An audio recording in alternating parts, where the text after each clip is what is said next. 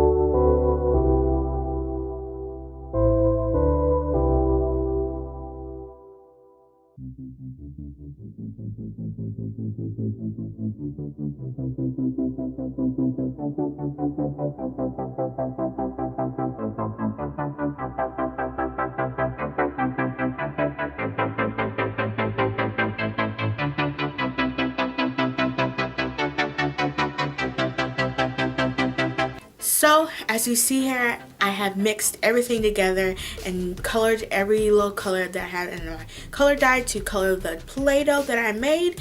And so for this DIY Play-Doh, it's more lightweight and more stickier because I think because of the flour. Once you work with it in your hands a lot and play with it a lot, it's more stickier and it sticks to your hands and it leaves that sticky residue because of the flour in there. So that's the case here. If you really play with it, it gets more stickier and gets not really necessarily everywhere, but it gets stuck on your hand, so it's really sticky. This DIY Play-Doh smells like baby oil. Right there, it's different smell compared to original Play-Doh. I should start off that visually, if you set them all aside, it looks like Play-Doh. If you roll up into the ball and you set all of them together, it looks like some Play-Doh. So visually, it's a big check mark. It's great. I feel like this Play-Doh, you can't really do too much to it. It's very like a temporary thing, where regular Play-Doh, you can play all day with it, put it back in the container, and do it again.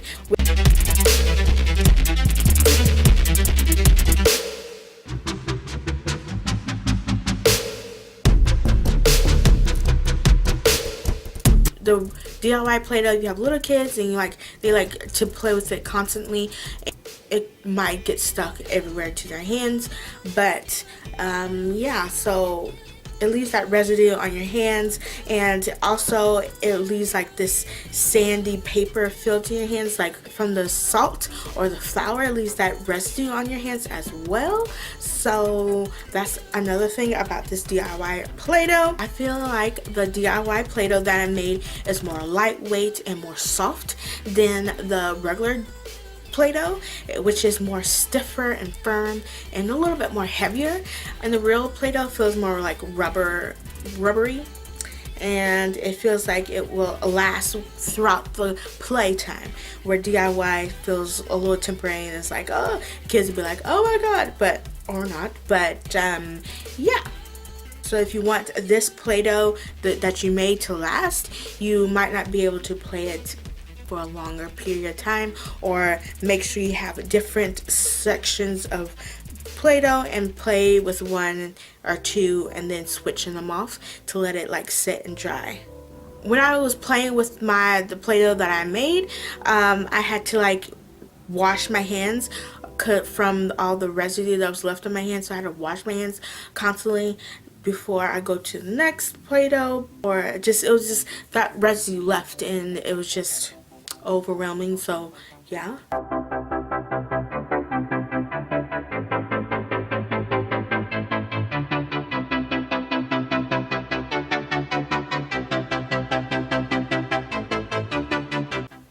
And then if you notice that I kind of got like food dye on my hand and it didn't go anywhere, well, at that point of time, last night it didn't go anywhere. It didn't go off until in the morning when I took a shower. So it does come off. Don't worry if it gets on you, if you're trying to do this yourself on your hands. It does stain for it did stain for that period of time, but by morning it was gone when I took a shower. So if you was wondering about that, that's basically the thoughts I had with playing with this Play-Doh and compare it to DIY Play-Doh. So I'm going to zoom you back up to my face, my beautiful face, and show you my final thoughts about both of them, and should you really do this or not and play with it or not. And so let's go back up.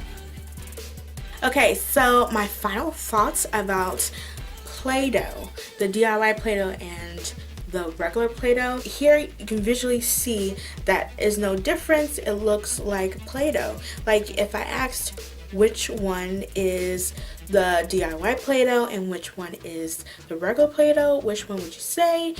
So like visually it's spot on great. I'll say it's cool DIY homemade Play-Doh that you can make with your kids, you can make by yourself. It was very enjoyable. It was relaxing to even make this. It was really cool, and to make the dough and then splitting it it into sections and coloring the dough, and it was really cool. I really enjoyed it. It has some faults, but it's like, it's homemade Play-Doh. It's not gonna be like regular Play-Doh, and I really enjoyed it. And I'll say do it. Like, you have some kids, you have some time, it's a little fun activity you can do with your kids, and you can make different colors. It has some cool interactive activities to do, and it smells, I'll say it smells nicer than Play-Doh. Like, Play-Doh has that strong scent, and this has that baby oil smell, so it smells good. And but you can seal this up too. I don't know if it really dries out because I didn't want to dry it out, but I put it in like a paper cut. I put it into a paper cup and put a sandwich bag over top of it so you can store it like that. And I really enjoyed making this Play-Doh. It's really cool. I say yes, go for it. Make this Play-Doh. It's a temporary maybe, but it's cool. I still have mine. I definitely will make this again. And if you have like some cookie cutters, you can make different shapes out of the dough. And yeah, homemade Play-Doh is a check mark to me. You can do it. You should do it. Like I said, everything, all the ingredients will be down below in the description box. It has its faults, but what doesn't? It's homemade. But yeah, you should do this. It's a cool, fun little activity to do, and who wouldn't like that? I really enjoyed making it. Really enjoyed. It was very relaxing, and to get your hands messy into making the dough, mixing the colors and the color dye, is really cool and relaxing. You should do this. I really recommend it. It was really cool to do. I'm very proud that I made some Play-Doh. I was like, I thought this was going to a left field and not even work. I hope this video was informational, constructive. If you want to do it yourself, you have all the ingredients you're supposed to do, have the instructions on how to do it, and you see me how to do it, and you know the tea of what the difference between real Play-Doh and the DIY Play-Doh. So give me a comment down below and tell me if you want to try this. Tell me if you did try it, because I really want to know. And next week I'm going to do a DIY kinetic sand. So if you're ready for that, you should go down below and subscribe to my YouTube channel and hit that great notification bell so you'll be notified, because that's when it's going to be an awesome video, and I can't wait to do that for next week. Thank you so much for watching. Share this video as well so other people will know everything about it and do them themselves. So thank you so much for watching. Thank you so much for clicking on this video. Give me a like, and I'll catch you next week with another fun video. Bye.